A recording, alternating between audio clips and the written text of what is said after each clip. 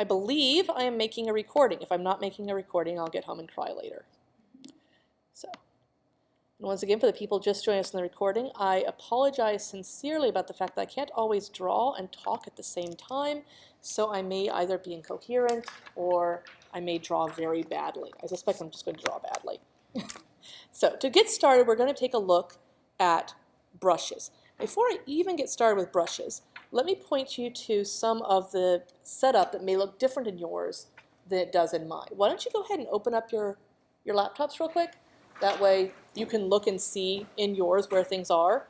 Oh, also, if you have any questions whatsoever, even something as simple as I don't see where my tools are, say, hey, Maze, and I'll stop what I'm doing and answer you. I want you to interrupt me if you need to. I definitely don't want you to come through this and not have your tools.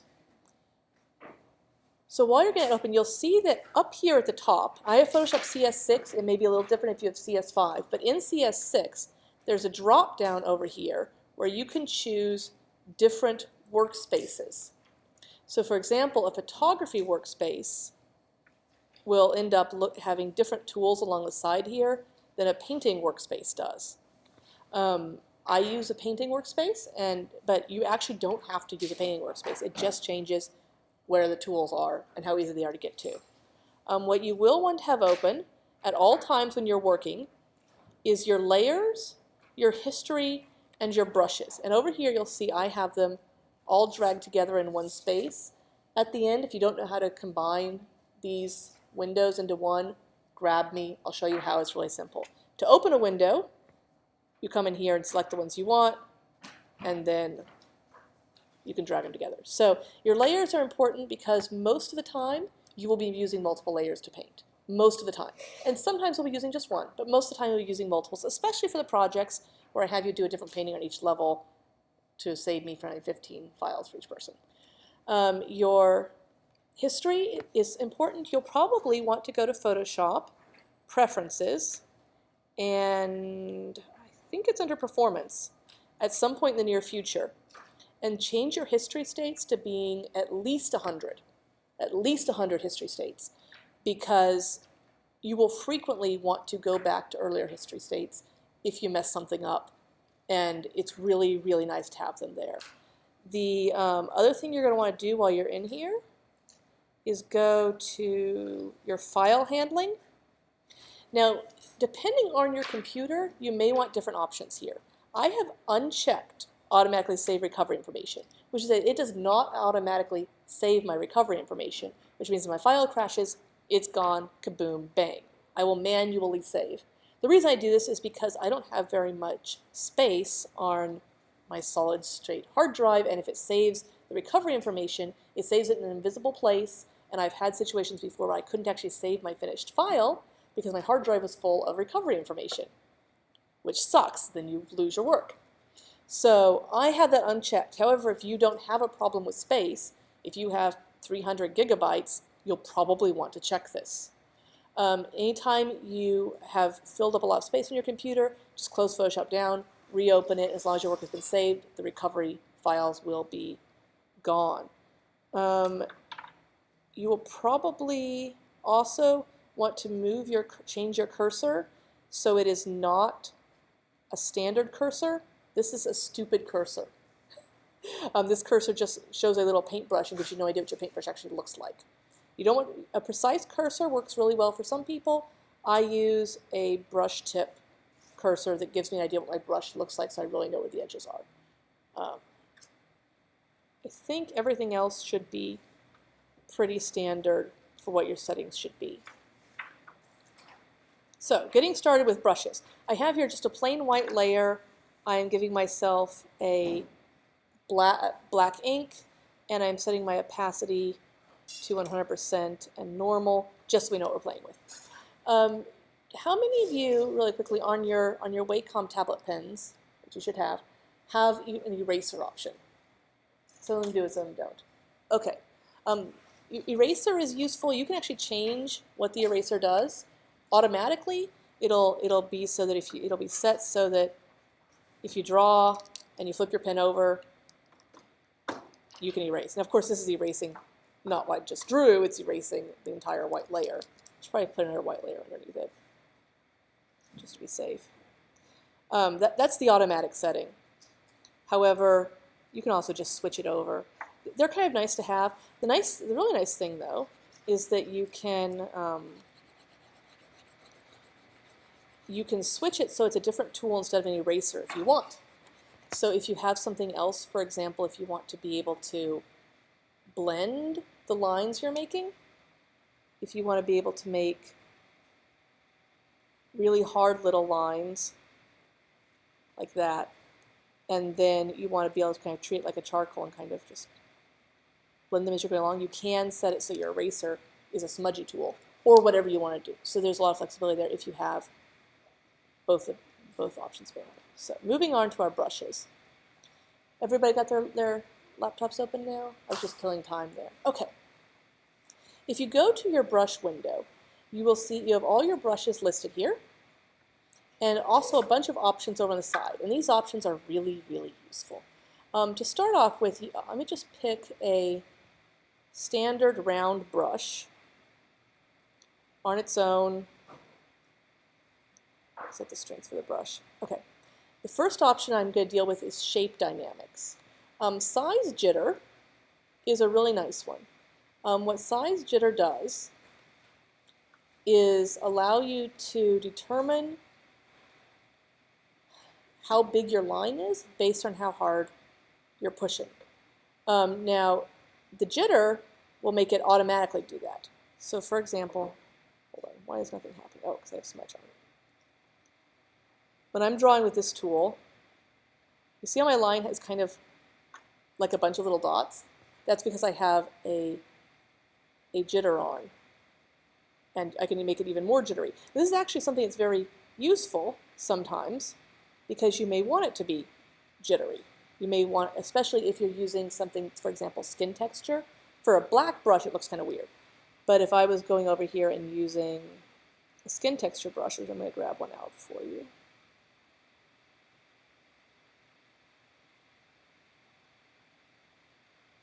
And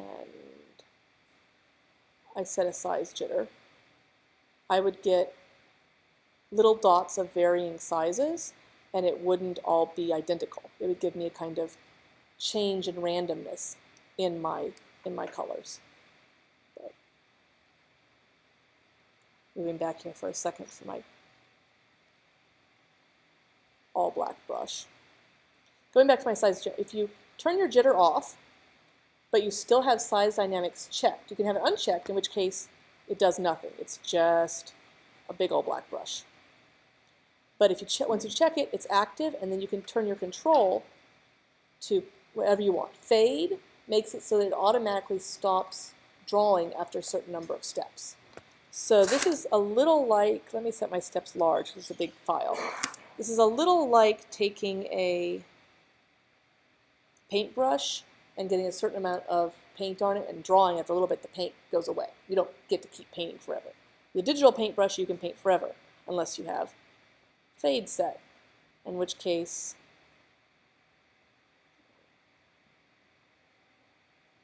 eventually this is going to see how it suddenly got smaller and then it went away.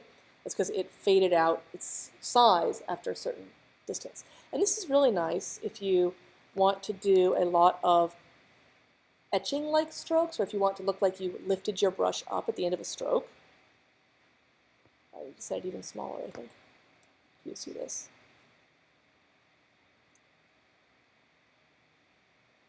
So see, you can make a whole bunch of little marks in a line that have this kind of fade off, lift off. It gives your brush strokes some interest to have this kind of quality. However, it also means you can't draw a line as long as you want. You have to draw the same length of line every time, which can be useful for some things, but is also very limiting. This is why pen pressure tends to be a nicer option, because you can have the same effect where you start big and you trail off and get really small. And just by lifting up, it kind of gets smaller. And to what degree you have the fine motor control to actually make your lines thicker and smaller is going to vary between people, but that's usually the setting I have most of my brushes on if they're hard brushes like this, because I can go as thin or as hard as I want. Currently, I think that this brush is not having a, oh, I also have transfer check. That's why it's not working. I expected it to. I'll tell you what transfer is in a minute. So, all right. Now it should just have the shape dynamic on. So again, it goes thicker and smaller. Transfer, as you may expect, has to do with how opaque it is. So for example, if you have a pen pressure set for transfer, it will, and you draw very lightly, it will be kind of see-through lines. If you draw very hard, it'll be very white lines. If you do both of these, you end up having a situation where whenever you're drawing little lines, they are also grayed out. And that's not necessarily what you want. So if you want it to be like this, fine. I often draw like this. However, oftentimes you'll want to turn your transfer off so that you can just control. And this brush is not like doing this. So you can just control the details. What is with this? Why does it keep going back? I don't know. It hates me. Okay, let's try this again.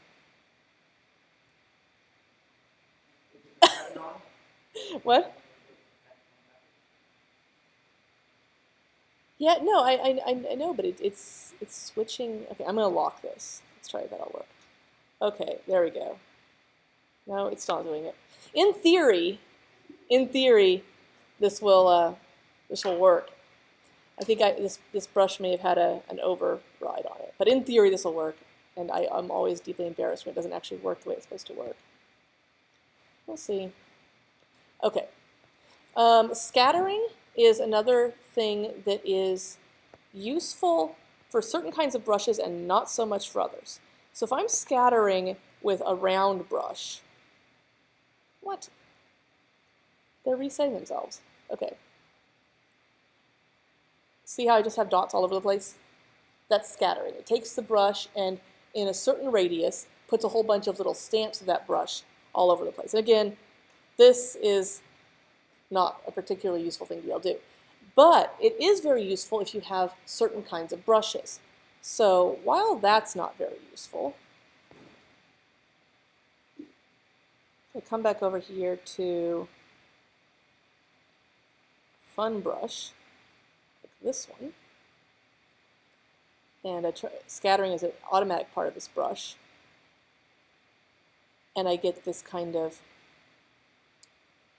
effusive effect that if you combine it with something like color dynamics, and what color dynamics do is it applies per tip, you can make a hue, you can jitter things like the hue, saturation, brightness, and you can make it toggle back and forth between the foreground and the background. So I put green on here, and I put on a kind of yellowy color. And suddenly I have a really quick way in a speed painting to do something like foliage. Like, oh, now I've got something that looks a great deal like some leaves or something scattered off very randomly. Now, you don't actually probably want to do this with actual leaves, but what I have seen people do that works really well is get brushes that are samples of the kind of general shape of trees, get something like this going on, and in the distance, far, far away, they'll just draw on an entire row of trees in a matter of seconds. And so a combination of scattering and color dynamics, and then you add in some shape dynamics that changes your size up, and you've got a very diffuse way of making an entire texture in a matter of seconds. And if what you want to do as an abstract painter, we're not going to do very much abstract painting here. If you were an abstract painter and wanted to paint that, it would take you a very long time.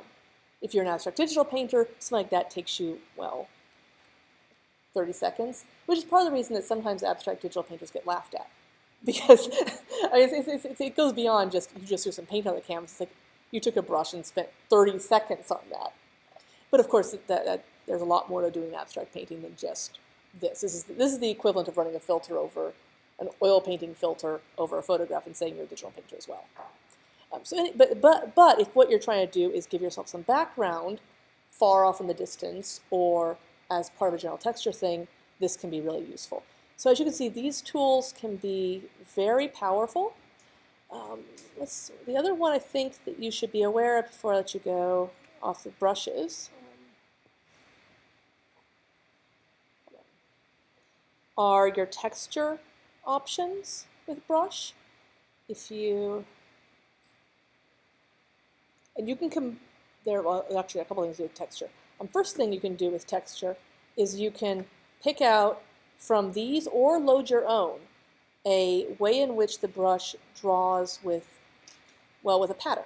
So often this is used to give an impression of, for example, charcoals over paper or something like that. Let me see here. This is a canvasy texture.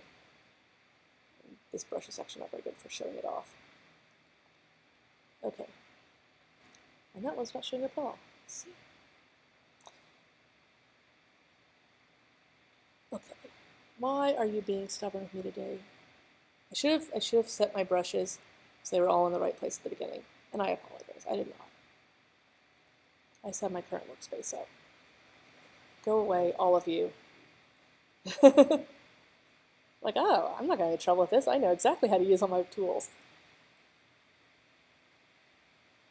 Okay, my opacity's up. I want my transfer off, my texture's on. Make my scale much bigger so you can see it. My brightness up. Okay. So now, as I draw, you'll see this kind of canvasy texture showing up. So it's as if I were drawing on paper and I was only drawing across the top of it. You see that? So you've got a sense of three-dimensionality to your canvas itself. And if you set it to, you can control things like your depth, like how thick the canvas is, and it will usually keep itself aligned with the others. Like it won't be that if I start over here, it covers it up. So you can really get a sense of, well, fake paperness, but you can kind of get the sense of traditional media. And a lot of your pre-designed brush tools, which you'll see over here on the side. For example, this one, it's like a pencil. You'll see that it has a texture built into it. So it's supposed to look like pencil because there's this very slight grain to it. And you have a lot of pre-designed tools that already have texture built in and already have transfer settings. So let me trash this layer. Photoshop 6 and after gives you a lot of really fun pre-made brushes, and that's what I'm going to transfer over to now. The pencil is one of these, a really good example of a pre-made brush that's fun. So I should probably draw with a black pencil, not a white pencil. So this one has it set so your transfer, the more you go over it, the darker it gets. And it's got a little bit of texture to it. But perhaps more interestingly, it gets less sharp the more you draw with it. And this is called being erodible, and it's under your brush tip shape.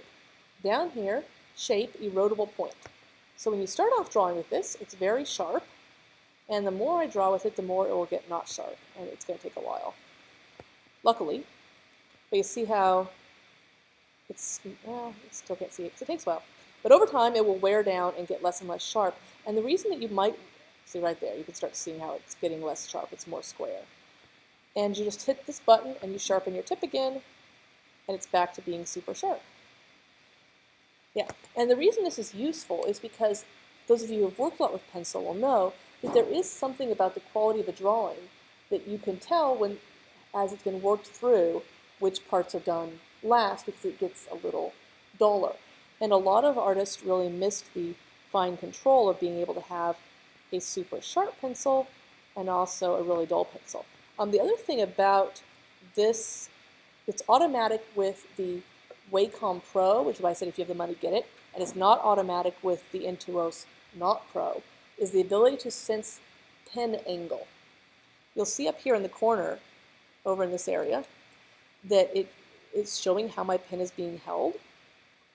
I can draw with the side of my pencil, like this, or with the tip of my pencil, like that. And as I tilt it, I can switch from one to the other. So it's not just pressure that is, I don't know how many of you can see what I'm doing here. Let's see if I can hold this up in the air for you. I don't know if I can draw it all with this held up on my head. We're going to find out. I have never attempted to draw with this held up over my head, nor do I highly recommend it. So, but you can see here that I'm up and down. It's drawing these little tiny lines, and as I lay my pencil on its side, it starts drawing these big flat lines. I love this about the Intuos Pro. I'm not a commercial. I don't get any feedback or kickbacks or whatever. Yeah, I don't get feedback or kickbacks from Wacom, but I do love that about this. However, it can sometimes be really annoying because, for me at least, this is probably a confession. I like to paint with my laptop on my lap, leaning back in a horribly non-ergonomic position, watching TV while I draw. Well, I spend 100 hours on a painting. I kind of want to watch Law & Order while I'm doing it, or something. And so the problem is when you're like this, you can sometimes confuse, you can confuse it as to what angle you're holding your pen at. So if you don't want it to pay attention to what your angle you're holding your pen at, you can click on this brush pose thing. And you can say, and right now it's taking into consideration what my tilts are. If I hit override tilt X, and I can set it to exactly what tilt I want it at. See, by moving this, it's moving the little tilt indicator in the corner. I can override it, and I can set it how I want it, and then it will always draw on that angle. No matter what I do, it'll always be drawing with the side of my pen. So if I want to sit in a weird, uncomfortable position, or if I have hand tremors or something like that, and I don't want it to be tilt sensitive, I can turn it off. And this made me very happy when I found it out, because I was constantly drawing wrong while trying to watch TV and draw at the same time. Let's see, I think, there are actually a couple more things I should show you before I let you go. This is a fun thing. You can use a brush to draw with a brush. And that makes no sense until you see what I'm about to do. So I have here a big round brush, and if I was just going to draw with it, it would just draw these big round circles. The reason it's got kind of gaps between them is actually my brush tip shape. My spacing is up on this brush. If I spaced it more, it would just put a dot every few steps. And then I could be Damien Hirst. If I turn my spacing off, it'll be ideally much smoother. Unfortunately, when you draw big, you sometimes run into problems. Okay, fine. I didn't mean to do that anyway.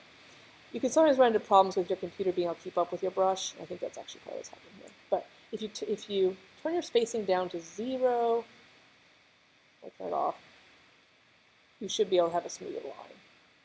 It's not being as smooth as I'd like it to be honest. Let's see if I can find a way to make a smoother line. There we go. There's a nice smooth line. Okay. So I was going to show you here, you know when to get rid of these, is if I wanted to have my nice round brush, but I wanted to give it some texture, I could hit dual brush. And I could combine my nice round brush with something textury, like, I don't know. Here's a good one. And my nice round brush would still draw its round line, except it would draw the second brush as the pattern. So instead of coming over here, let me take off dual brush, and picking out my fancy brush I was just using that draws like this and doesn't actually draw very pretty at all when it's on its own, I can take that brush and combine it with the other one, the dual brush, and have this interesting, I'm doing it the opposite way around. You need to get the shape you want as your first brush, then hit your dual brush and get the interesting, choose the interesting one there. So I can draw with this kind of interesting feel to my strokes. And this is especially useful if what you want to do is draw with, for example, a round pen, but you want it to have an interesting texture that's not universal. So for example, you want to have kind of a skin pore texture, but you don't want to use texture because that will make the same skin pores everywhere. But so you can have the nice smooth lines you want, but include a dual brush that has a skin texture, for example, or something fancy. All right, so going back to... Exactly. And there are all kinds of uses for these, especially once you get to speed painting. You'll find that there's and also matte painting, for those of you who want to do matte painting. There are a lot of uses for things like that. Let's see, what are some other brush options? There's wet edges, which is good for mimicking watercolor. I turn off my dual brush. Turn on my transfer too. Here's what wet edges does. Wait, it came back. It hates me. Okay. It's not doing it. Why are you not doing it? Why are you hating me? Why do you keep switching to transfer and build up instead of wet edges? Seriously. All of you go away. Not you people. All of you lines. Okay. Now brush, do not change again. There's a lock. Yeah, there's a lock, but okay. Aha, I see. What I usually actually do is when I have a brush setting I like, I save my brush setting. I'm about to show you how to do that. And then I don't have to do this constant editing back and forth, which... Okay, so with wet edges, it should and is not because it keeps moving back to transfer. Okay, play with wet edges. You'll find out what it does. What it should do is make the exterior of whatever brush stroke you made more opaque than the center. That's what it should do. I don't know why it's giving me grief here. And what build-up does is just essentially the more times you go over it, the darker it gets. So as opposed to ordinarily if you're painting with a color and you have it all 100% opacity, you're not using transfer, you're not using build-up, not using transfer. You make black and it just goes black. However, if you're using build-up, what it should do, and actually let's say you're using your opacity, we'll do that. Today it hates me, I don't know why. Okay, if I was doing 45% opacity and I go like this, it doesn't get, it's getting more and more opaque the more times I go over it. It's getting closer and closer to white the more times I go over it. And if I keep going over it, it'll eventually get white. Kind of like if you're doing with pencil and you're trying to make it black. If I turn off build-up, off, it should not do that. So I'm going over it and over it and over it, and nothing's happening. It's just getting there. So I don't know why it hates my day. I'm embarrassed to put this up online. I'm going to do it anyway. Okay. I think that's everything. So those are your brushes, and in terms of taking a look at what brushes you actually... Oh, actually, no, I take it back. There's more to do on this page. Brush tip shape. So let's take a random brush that I like this second 30-inch brush. So it's a nice black brush. You have several settings that are important here. First, of course, is your opacity setting. Opacity 100% means it's black and it's always black, assuming you don't do anything over here, like have your transfer on. But transfer is always going to be on here, apparently. So it should just be always black if it's at full opacity. And if you turn your opacity down, which I usually do when I'm painting, they're not that low, then it will be kind of gray, and as you go over it, you can build up to black. And honestly, I recommend that most of the time when you're doing digital painting, you'll want to have your opacity low. You'll want to kind of be able to build up to something. Going back to your brush tip shape, you also have this ability to change the angle on your brush. So you can make what was a round brush a kind of calligraphic thin brush. Now, for a round brush, that's nifty, but it's not that much different than just having a calligraphic round brush in the first place. When this gets important is when you start playing with texture brushes. So for example, this brush, now this brush actually has, no, it doesn't have scattering. I thought it had scattering, but it doesn't. Let me start new layer so you can see what I'm doing.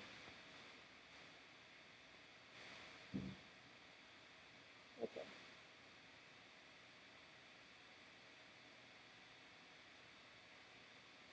So this brush has a very specific shape to it. And it's fine, but I may want to be able to rotate it and have it have a different angle to it and draw in a different way. So having some control over the angle at which your brush sits is very good, especially if you're going to be using your brush as a stamp. If you're stamping on a pattern, you want to be able to control the exact details of the pattern. And once again, spacing can be used to make it, to help control that kind of pattern and stamp. To start with, you're not going to be doing a lot with patterns and fancy brushes, but we're going to build up to that. And probably within 3 weeks, I'll be having you create your own brushes out of photographs, paint texture, whatever you want to use.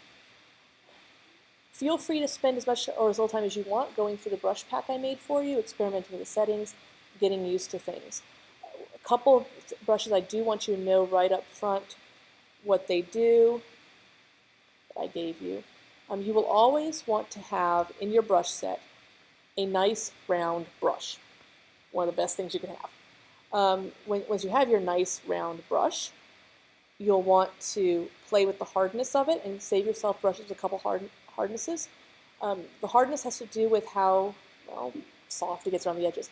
And whenever you're painting, if you're painting with a just round brush, you're not playing with your fancy texture brushes, you want to do a combination of soft and hard brush lines. If you do all soft lines for painting, the whole thing will look blurry. If you do all hard lines, it will be too crisp and boring and kind of, well, sharp.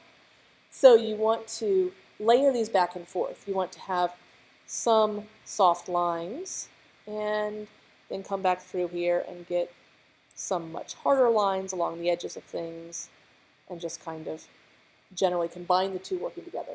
And honestly, it's kind of annoying switching back and forth with the same brush between soft and hard, whatever you want to change. So what I do and what I recommend is that you save a version of your favorite brush in a soft and a hard mode.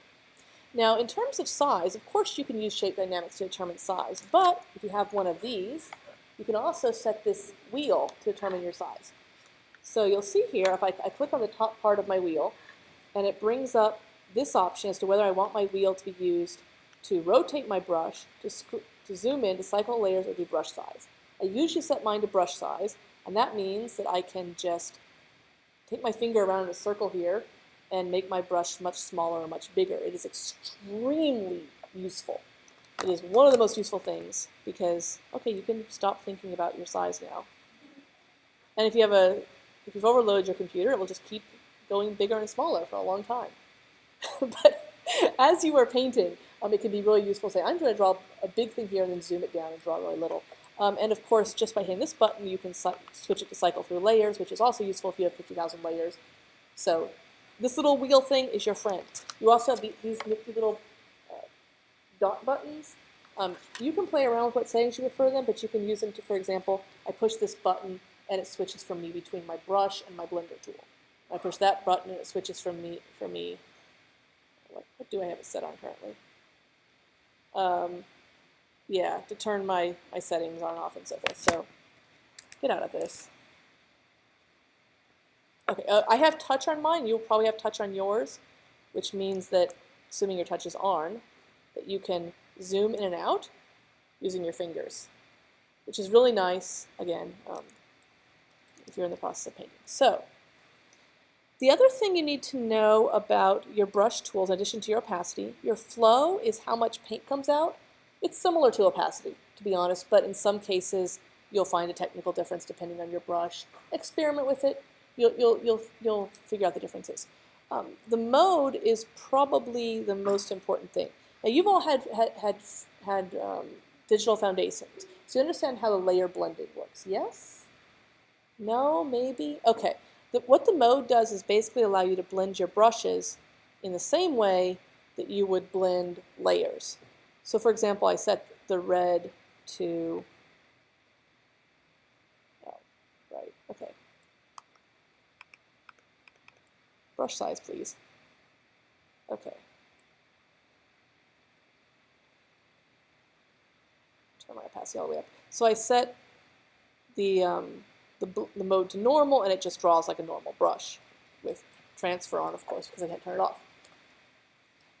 I never had this problem at home, ever. Okay, you set it to dissolve, and it's the most annoying thing ever. It has a whole bunch of white dots in it. I've never found any use for dissolve, ever, but maybe there could be one. Okay, you set it to behind, and to be honest, I have no idea what it does. I've never, no, it does something, but it's also not very useful. Okay, darken is useful. What darken will do is only draw with your color if you're drawing darker than what's already there. So for example, it went behind the black lines because it only draws on the white. And this is really useful in a very large variety of situations, especially if you're working with line art and you don't want to draw over your line art, you want to color your line art. Darken's your friend. Yeah, and in this, and what you have here, you have several different categories, all things that are similar are in the same section. So multiply is like darken, in that multiply makes everything darker in the same color as itself, if that makes sense. So for example, if I'm drawing across here, it doesn't make a huge difference when going over the black. You can still see it. It just kind of, it comes from photography, and it's hard to explain exactly the difference. You just kind of have to play with it. But it adds to the dark colors as if it were coloring them more than as if it were making them darker, though it does make them a little darker, and adds to white almost as if it were a regular thing. And again, you play with it, you'll understand visually what it does.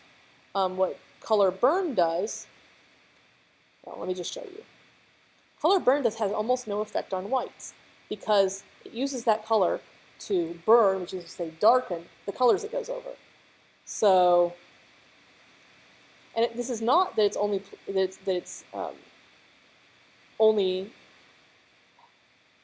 it's not like with darken where it would go behind things. It's only really affecting things that can burn. It won't affect whites. And this is a great one if you want to, for example, preserve the highlights on something. And I'll show you this in a little bit in real time. Linear burn is similar, darker color, similar. Lighten, moving over. Now, notice I haven't changed my ink color at all in all this drawing, which is something that I love about digital painting that makes it radically different than physical painting. You kind of have to shift your brain in that it's not just what color you've chosen, it's also how the color plays with the other colors. Keeping the same color with lighten, this one doesn't show up when I'm going over the whites because it's not lighter than them, but it'll show up when I'm going over the dark parts. Same as darken. Linear dodge screen is similar to lighten, except that it affects the colors underneath it in a different way. Play with them, you'll understand the difference between lighten and screen. You just kind of have to get it. It's real subtle. Color dodge, linear dodge, again, similar to screen, just different ways of doing it. But linear dodge is fun. It's one of my favorites because it will, let me see if I can get a nice new color in here. Linear dodge doesn't have any effect on white. None at all, because all it's doing is brightening it. But it brightens in a very specific way. So here, it took the red color and made it brighter. But if I go over it again, it just lightens it up with the blue, and it will eventually go all the way to white. Because it just keeps lightening with a color tint of the color you've chosen. And this is the best for adding light to a picture. So let me skip over here real quick and get myself a nice brush. Something with skin, I think. Okay, so if I just wanted to kind of make, drew red on his head earlier by somehow when I was trying to draw a new layer, whatever. If I was trying to make kind of a soft glow across this image, I can just, actually that works very poorly with this one. Let's try this. Okay. I can just kind of make a glow, and it doesn't really take away the colors that were there before. I intentionally made a blue glow in this case. It doesn't really take the colors, it just kind of alters them. It shifts them all up a bit, and where it hits the lighter colors, it makes them really light. So if you just want to paint light onto something, linear dodge is your friend. In the same sense, if you just want to paint shadow onto something, multiply is your friend, because it affects the colors under it. It doesn't gray them out the way that painting black over it would. It just makes them more intense and kind of shadows them in. So here I am, with a purple, so I've given him some shadow down here. But if I was using a black,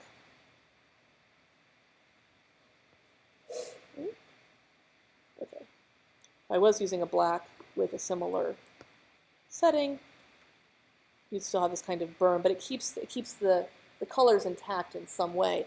And you can set the thickness, the opacity of it to make it more or less. But see here, this kind of just grays it out. And if you pick a color that you like, I don't know why he has green shadows on him, but why not? It'll darken it with that shadow. And the more you go over it, the more you can build up these sections. So, okay. Let's multiply. Overlay is fun. I don't even know how to describe overlay, except that it's fun. Overlay doesn't have much effect on whites, like some of these others.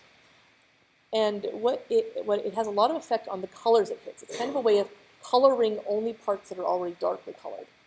So, for example, if I have a green overlay, and I'm going to go across his face, it kind of gives a green hue to everything it hits, but keeps something of the relationships of the colors intact. So you compare that to having set it to just do color, which, by the way, you can do.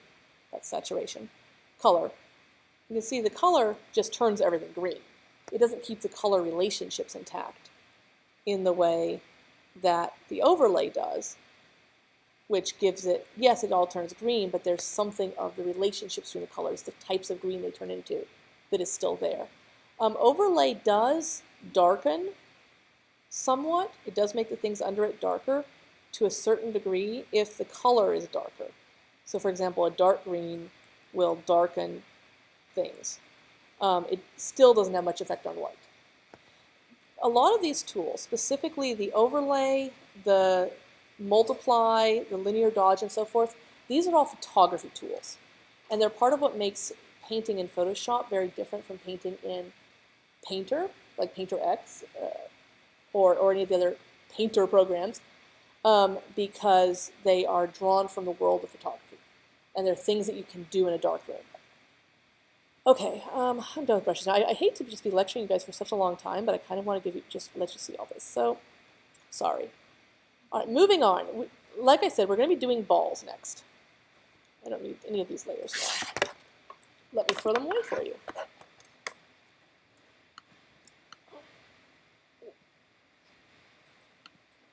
When you're starting your balls, give yourself a background layer that's not some guy.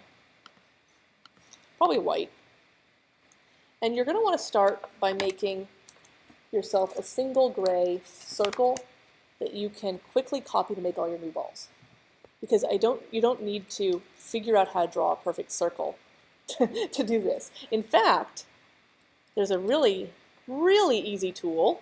If you come over here, select your elliptical marquee tool, hit Shift to control it, and it will draw a circle every single time. And then, as long as you keep that circle selected, guess what? You can draw inside of it, and it makes, hold on. You can draw inside of it and not go out, and you won't have to worry about getting your ball wrong. So, yeah, look, new gray ball. This will make your life easier because, again, the point here is not to try to make you guys draw shapes at this point in time.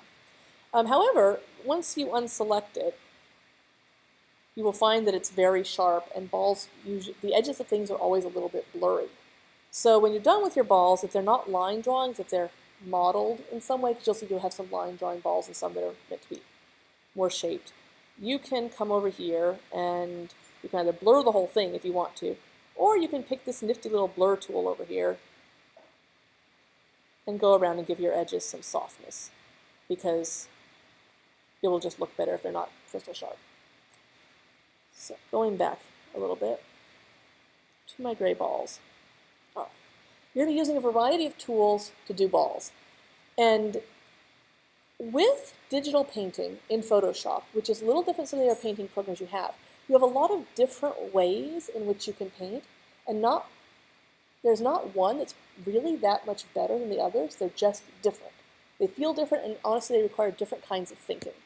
And the big project for the first, I think it's 15 balls you have to do, which are all black and white balls, is to explore the different tools for painting and figure out which ones you like and which ones you feel do the job best.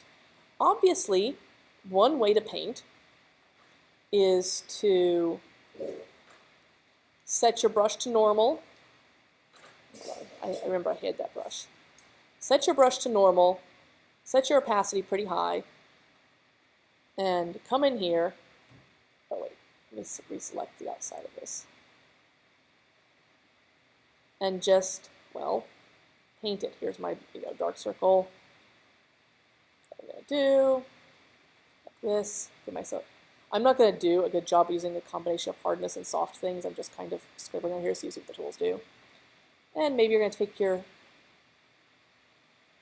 white section, you're just going to paint it on, and there you are. You're just painting opaque colors and whatever. You're drawing the same way you would with paint.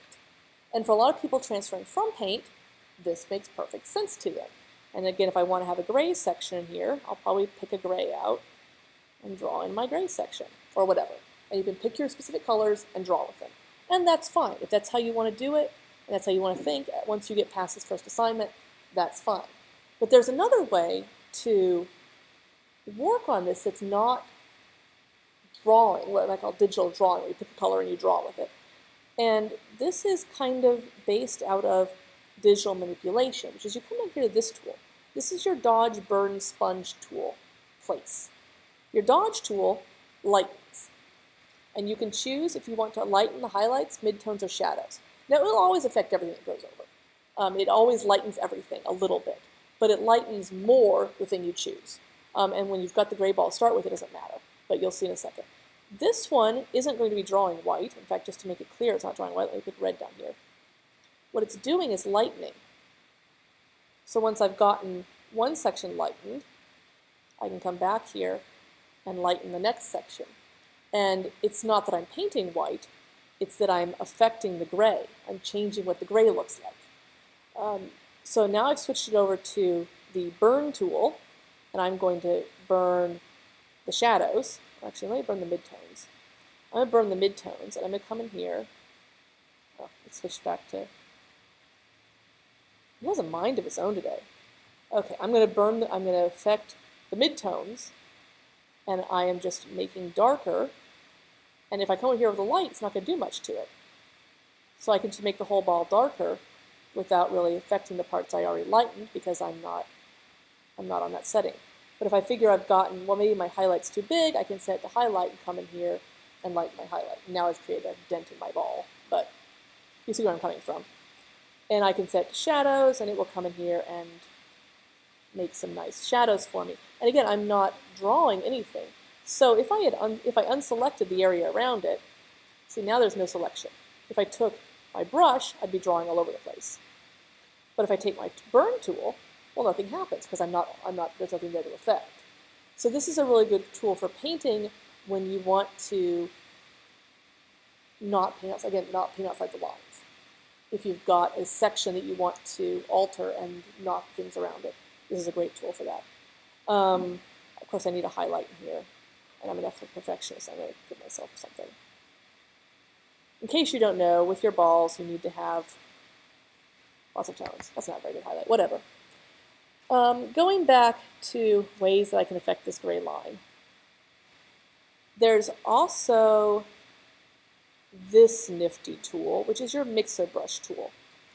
And the mixer brush tool is one of the best things about CS5 and beyond. The mixer brush tool is incredible.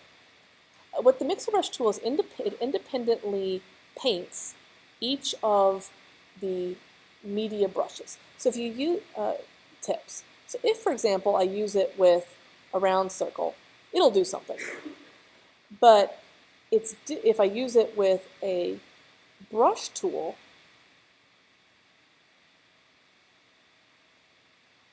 it'll do something else. You see all those little tips? It's affecting each of them independently. So that,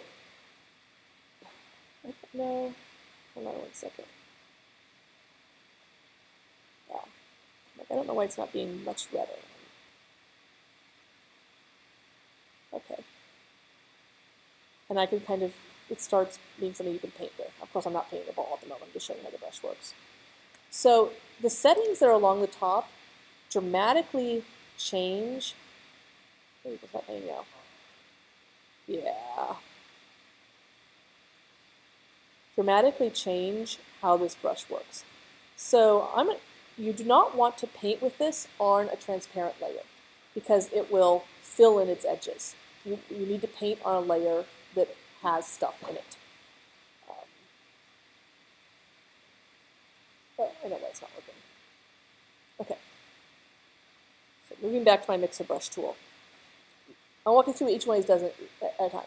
This section here shows you what it is loaded with, like what kind of paint you have on it currently. Let's load it up with some nice blue.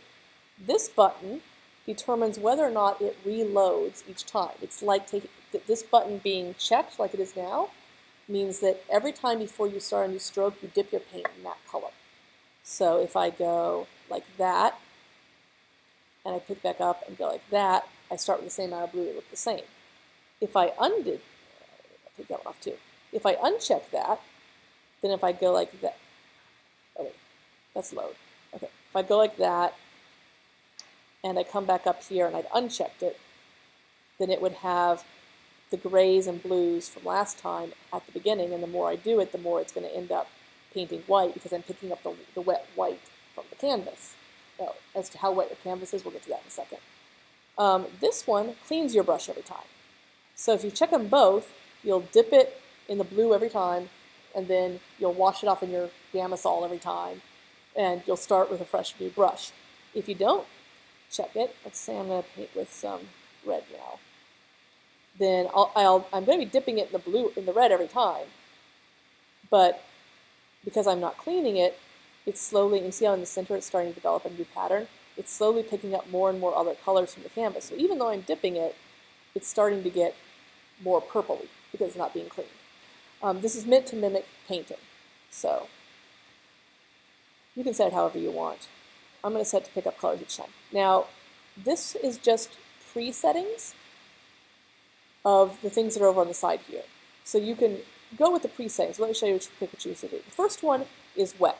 Wet has to do with how wet the canvas stays. Now, with digital paint, unlike real paint, you can have magical instant drying paint. And the second you put it down, boom, it's there. It's kind of like painting with markers, I suppose. But it's still fast drying markers. If it's 100% wet, when you paint, you're going to paint into the white. So you see, and you can even get a brush that kind of, you can blend into the white, and you can really muck around it. If it's a little less wet, like 50% wet, if you would please stay at 50%, I'd be very grateful. I need to turn my touch off. Okay.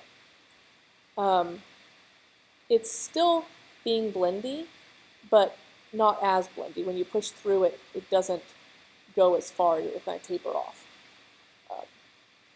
If I make it only a little tiny bit wet,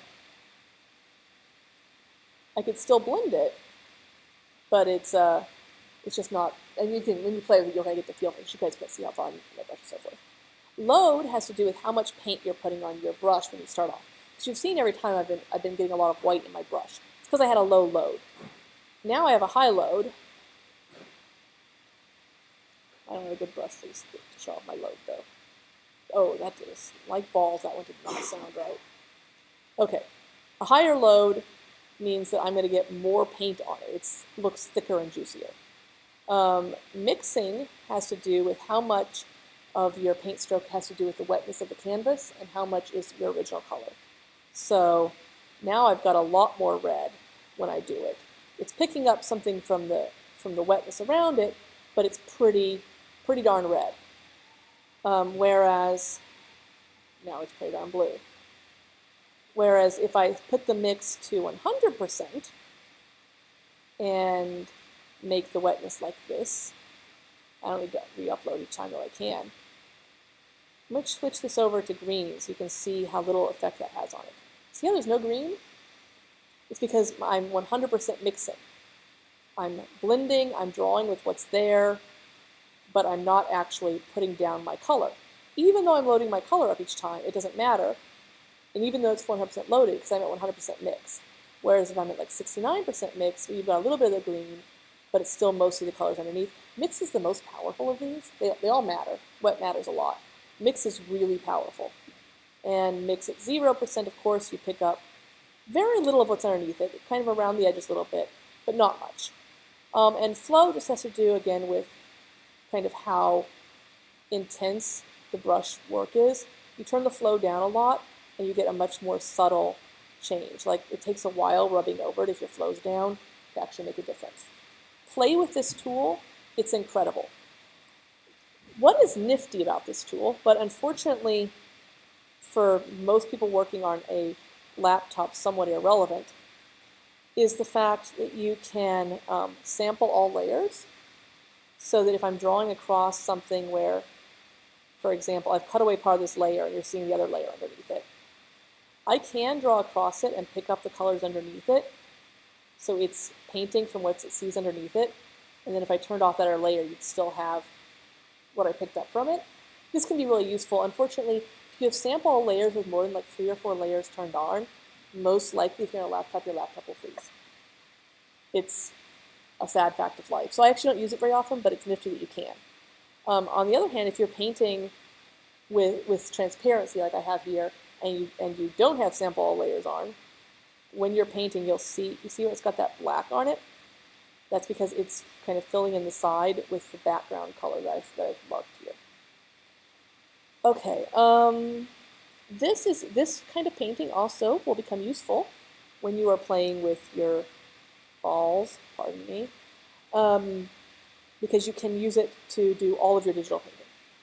You can set yourself to black and white. You can come in here with your mixer brush tool, and probably not this mixer brush tool. But you can turn your mix up a little bit. You can make it wet, and you can, for example, I need to turn my flow up. And make sure I have this right thing selected. Okay. Well, now you're just being perverse. My wet is up, my load is up, my mix is down. Okay. Okay. So I could, for example, I'm going to use another brush for a second. I can make myself a giant white ball. And then I can use my mixer brush tool, and I can use this to blend the white into things around it.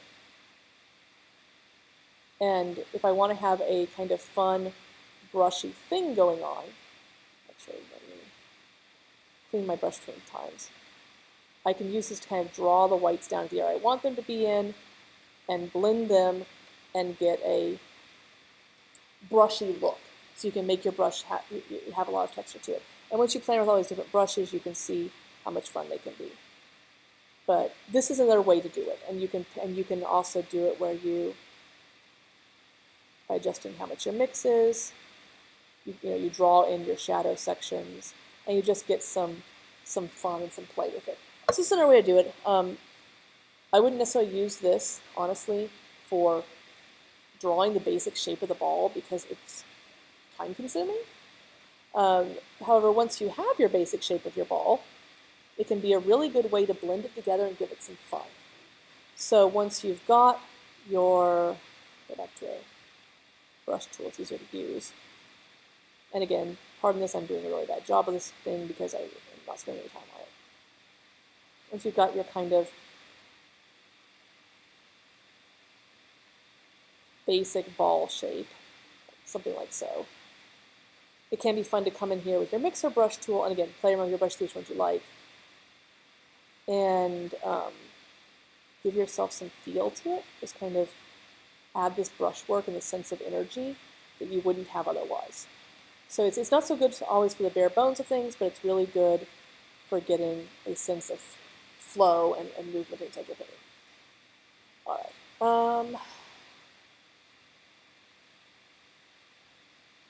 The other thing you're going to be dealing with is color when you're doing your balls.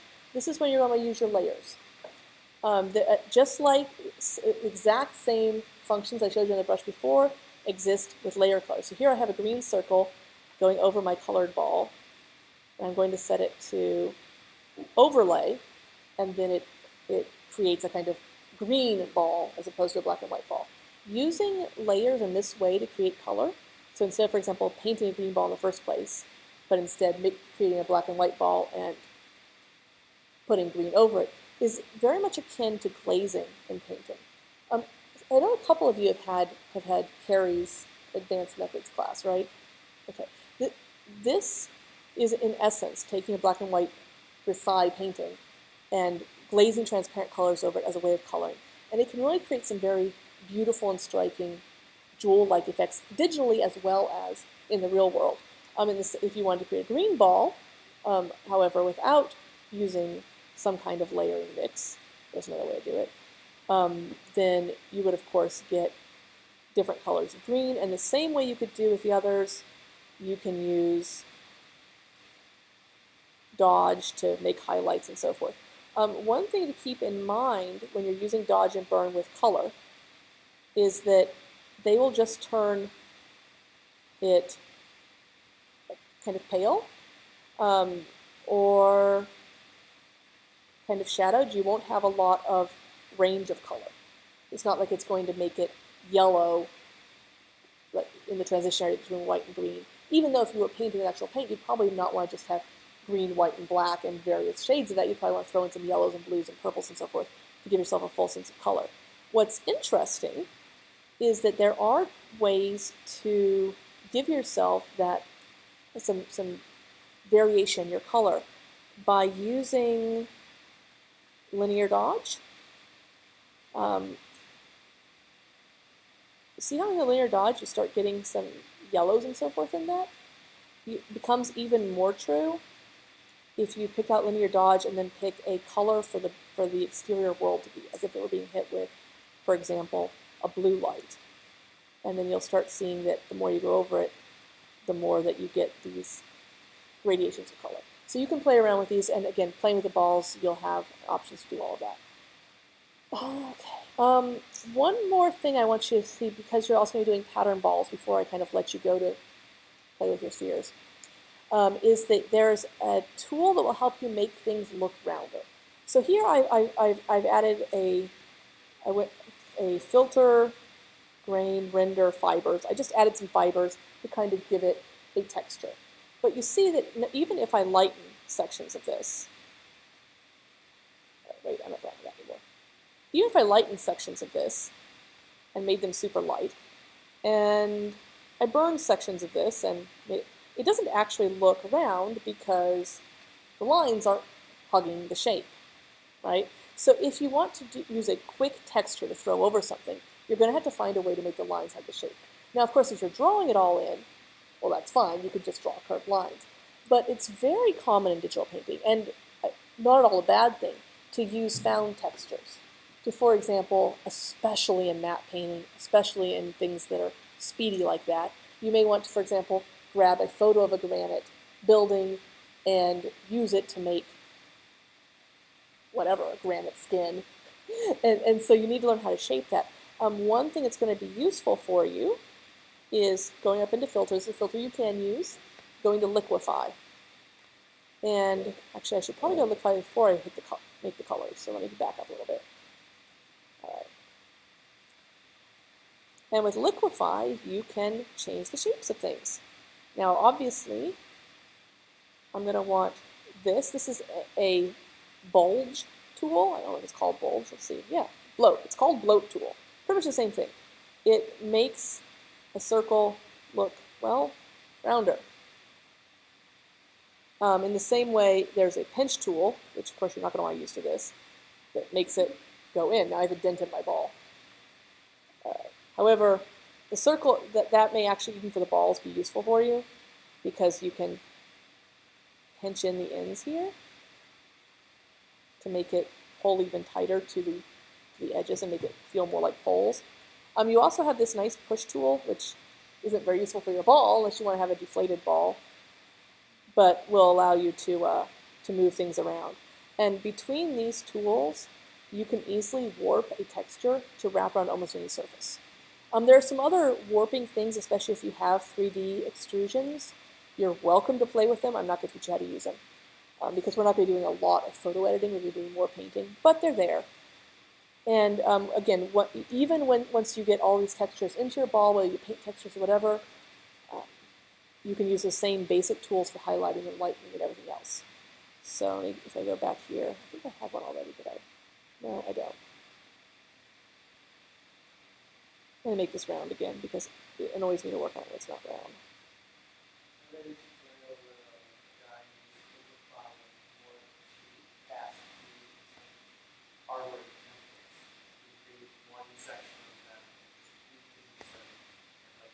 Absolutely.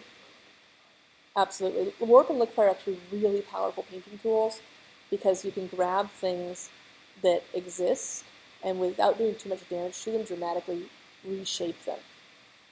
There's also especially powerful tools if you're planning on doing digital painting just as a mock-up for a physical painting and you want to work from photographs. So for example, most painters don't actually make the body look exactly like the body when they're painting it. They'll do things like make people's heads bigger, resize people's hands. Just as part of drawing, you take the things that are important about people and make them different. So if you're working from a photograph, you can often come across as looking like you're working from a photograph because you're not making the important parts more dramatic. Something that I've done a lot as a painter is to take photographs, for example, and use bulge, warp, rescale to make people's heads slightly too large for their body, or to make their eyes a different shape, or to heighten the size of their hands. Like Michelangelo's David has these dramatic hands before using it as a painting reference. So tools like that are very powerful. Anyway, so going back here, like same way with texture as without texture, you can use your same basic tools to give things shapes. The balls shouldn't take you that long each, but don't do them as quickly as I am. Like I'm doing a particularly bad job just because I want to show you how the brushes work. Okay, I think that's mostly everything. I made some other balls to plan if I wanted to, but I think I showed you otherwise how it works in terms of places with color. And again, you'll find this out for yourself when you use. Turn off Protect Tones. You should probably turn off Protect Tones whenever you're using this. What Protect Tones does is make sure things stay the same color as when you started. So if I'm making here a nice bouncy ball with a strange pattern like the kind you get at a vending machine, if I turn Protect Tones on and I try to lighten part of it, you'll see that it works okay. But it pretty much just gets whiter and whiter and whiter and more washed out. It's like putting titanium white all over everything. If I turn Protect Tones off, it allows it to shift colors as I lighten it. And so while it still gets a little grainy and whiter, it also keeps some of the same color. I don't know how much you can tell on the projector. You'll see more on the screens. It's also more obvious with your burn that things will get more uniformly shadowed with Protect Tones off. But Protect Tones is nice if you don't want things to get washed out. All right, I think I'm done. Are there any questions going forward about tools that you might want to use for painting or things that I've tried to explain that made absolutely no sense whatsoever? Yeah. No, that's a great question. So for making your new files, what I want you to do is to start a new document. It's 800 by 800 pixels or larger if you want to work larger, but that's a good working size. Make the new document, and then for each ball, I want you to make a folder and conveniently label that folder ball number and then whatever number it is. Okay. And then in that folder, you can have a white background in the back. That's fine. In that folder, you will make your first ball and do all things you're supposed to do to it. But, hold on, I didn't make it. You'll make a layer inside the folder, and then you'll make a ball in it. Pretend like I entirely drew that ball, and it's all finished.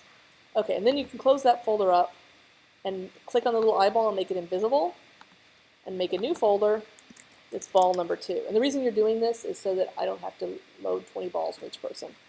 And you'll do ball number 2. And if ball number 2 does need 2 layers, let's say I create 2 layers, then you put both the layers for that ball into that folder. And in the end, you just have one thing for all of them. So, and just make them invisible as soon as you're done with them. Other questions? No? Okay, great. Let me see if I can turn off this horrible recording I've done.